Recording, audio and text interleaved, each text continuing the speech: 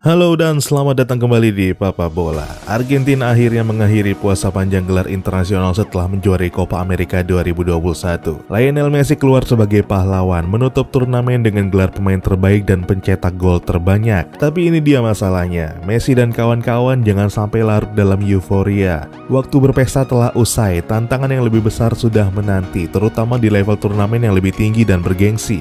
Piala Dunia 2022 di Qatar sudah di depan mata. Argentina sebagai pemenang Copa America tentu memiliki beban ekstra untuk juara. Bagi Messi, trofi Piala Dunia adalah minus terbesar dalam karir menterengnya sebagai pesepak bola. Sudah 4 edisi Piala Dunia diikuti, belum satu jua berhasil dimenangkan. Karir internasionalnya sudah lebih 15 tahun, usianya nggak lagi muda. Bisa jadi turnamen di Qatar nanti adalah Piala Dunia terakhir dalam karirnya. Oke, anggaplah Messi akhirnya tampil di Qatar dan kemudian benar-benar pensiun dari timnas. Kira-kira siapa bintang Argentina jadi penerusnya di timnas? Argentina nggak perlu diragukan lagi merupakan salah satu negeri sepak bola terbesar di dunia, melahirkan banyak pemain bola berbakat dan melegenda. Sebelum Messi, ada Diego Maradona yang merupakan salah satu pesepak bola terbaik sepanjang masa. Setelah Maradona gantung sepatu, pengganti yang pantas memang gak datang begitu saja, hingga akhirnya nama Lionel Messi muncul dan menjadi pewaris nomor punggung 10 sepadan.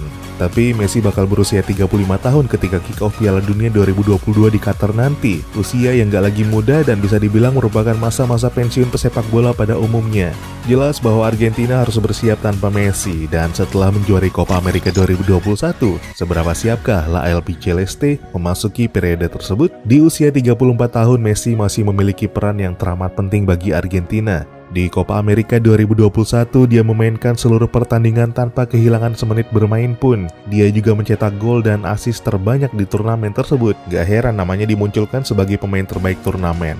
Beruntung bagi Argentina, Copa America 2021 menunjukkan bahwa tim ini gak lagi sepenuhnya bergantung ke Messi. Terlihat dari bersinarnya sejumlah pemain lain di tim ini. Salah satu yang mendapat lampu sorot adalah penjaga gawang Emiliano Martinez. Kiper Aston Villa tersebut mematahkan 3 penalti Kolombia di babak tos-tosan pada fase semifinal. Di partai puncak, dia juga melakukan penyelamatan krusial ketika mematahkan tembakan Richarlison. Sepanjang jalannya turnamen, Martinez cuma kebobolan 2 gol di 6 pertandingan. Martinez pun menunjukkan kemampuannya sebagai salah satu kiper terbaik saat ini.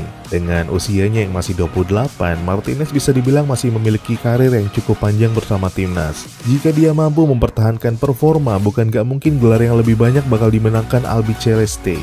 Seperti istilah yang selama ini kita dengar, sepak bola menyerang bakal membawa tim memenangkan pertandingan, tapi lini pertahananlah yang membawa tim memenangkan gelar.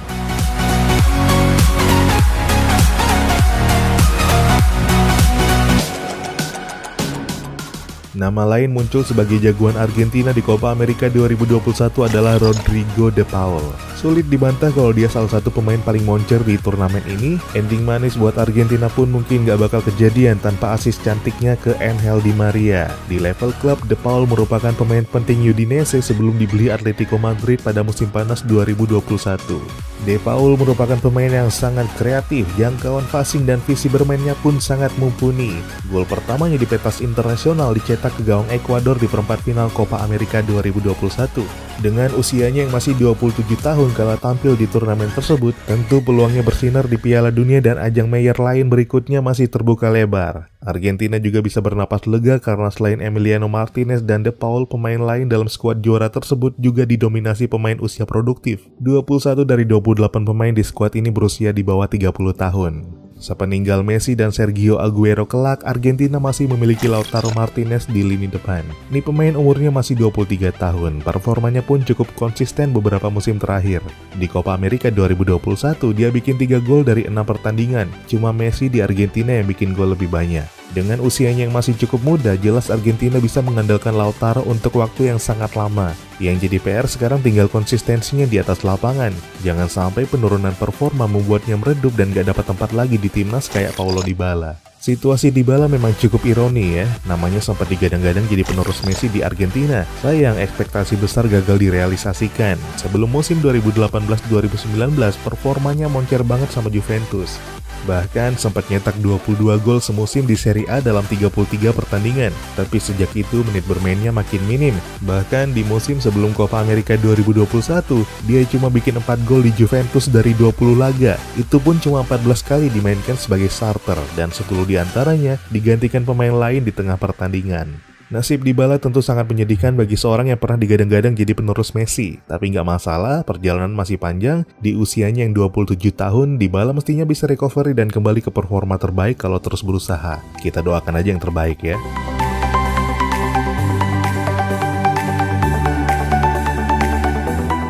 Mencari penerus Messi jelas bukan hal mudah. Hal sama juga terjadi setelah Maradona pensiun.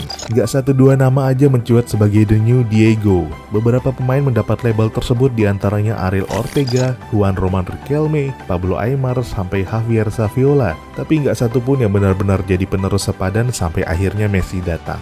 Hal yang sama mungkin terjadi setelah Messi pensiun. Tentu kita sudah banyak mendengar pemain bermunculan dengan label The Next Messi atau The New Messi, tapi akhirnya nggak ada juga yang benar-benar sepadan.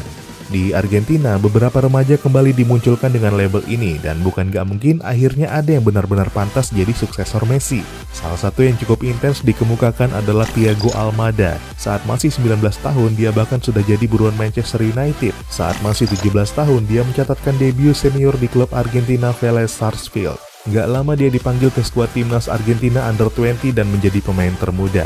Dengan tingginya sekitar 170 cm, Almada memiliki gaya bermain yang cukup serupa dengan Messi, terutama dalam hal dribbling dan kecepatan.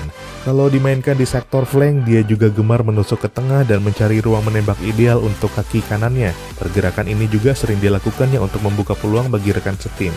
Performanya itu pun gak cuma bikin United kepincut. Kabarnya, Barcelona ikut memonitoring pemain yang pada 2021 ini berusia 20 tahun. Selain Almada, pemain muda lain mendapat label New Lionel Messi adalah Luka Romero, yang ini lebih ngeri lagi.